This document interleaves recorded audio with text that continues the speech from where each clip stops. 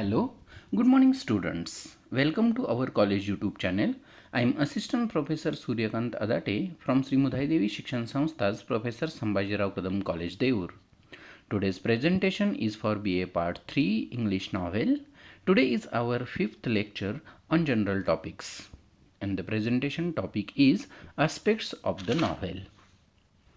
In the last lecture, we are discussed about plot and characters, which are very important elements of the novel. Today, in this lecture, we are discussing about setting and point of view. First, setting. Setting means a background. The novel can have its setting or background in any part of the world and any time past, present and future. The action of the novel takes place in some actual or imaginary place. A change in setting necessarily changes the meaning of the novel. It may broadly be used in the context of the social setting, the historical period, or the natural or physical location against which the novelist sets his novel. It may further be divided into two types: concrete setting and abstract setting. The concrete setting refers to the actual local, whereas the abstract setting to the ethos of community.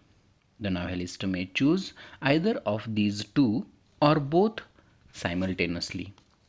A good historical novel requires a good match between characters and setting in terms of time as well as place. In the picaresque narrative, the setting changes frequently as the main character travels from one place to another place. In the stream of consciousness novel, the setting may not change at all. There are novels in which there is less importance given to sociological or naturalistic background, but nevertheless its existence is felt. On the contrary, the setting has a major role to play in the social or domestic novels. Students, the setting of the novel can be a city, a village, or it can be the sea, the forest, the desert, or the planet. It gradually builds up a certain mood. It may play the role of a character or may represent a social attitude or may perform an agency for destruction. Wherever it's a role, the setting of the novel does contribute to the plot of the novel, to the development of the story and characters in it. Horace Walpole's The Castle of Otranto, published in 1765, has the setting of a gloomy castle furnished with dungeons, subterranean passages, and sliding panels in the Middle Ages.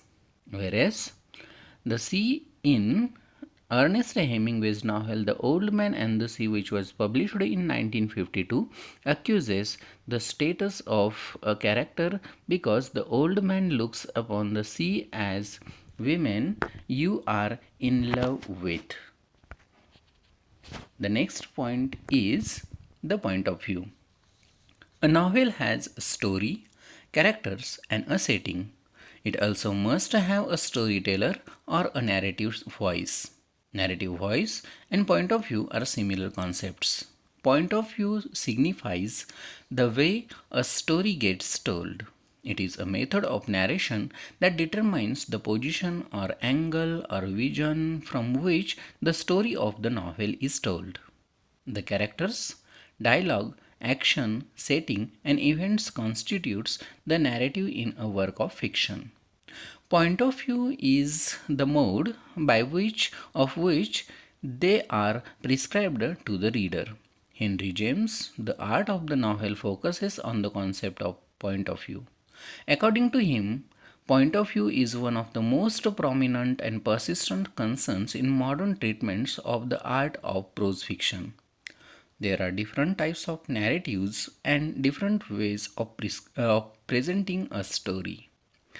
They are first person, second person, and third person point of view. First, first person point of view. This means that the story is told in the first person I. The character refers him I in the story and addresses the readers as you. First person point of view is subjective. The feelings and thoughts of narrator is his own. The mode limits the matter of the narrative to what the first person narrator knows, experiences, or can find out by talking to other character. Second person point of view. In the second person point of view, the story gets told as an address by the narrator to someone he calls you. This type of narration is not used frequently. This form of narration occurred in occasional passages of traditional fiction. Third person point of view. It is divided into omniscient and limited point of view. In omniscient point of view, the narrator knows everything about the agents, actions, and events. He also knows the character through feelings and motives. He is free to move at will in time and place, to shift from character to character, and to report their speech, doing, and state of consciousness. The narrator not only reports but also comments on or evaluates the action and motives of the character. He sometimes expresses personal views about human life in general. Many of the greatest novelists, such as Henry Fielding, Jane Austen, Charles Dickens, George Eliot, and Thomas Hardy, have written in this fashion. In limited point of view, the narrator tells the story in the third person, but tells only what is experienced, thought, and felt by a single character within the story. With this, we conclude here. Thank you very much.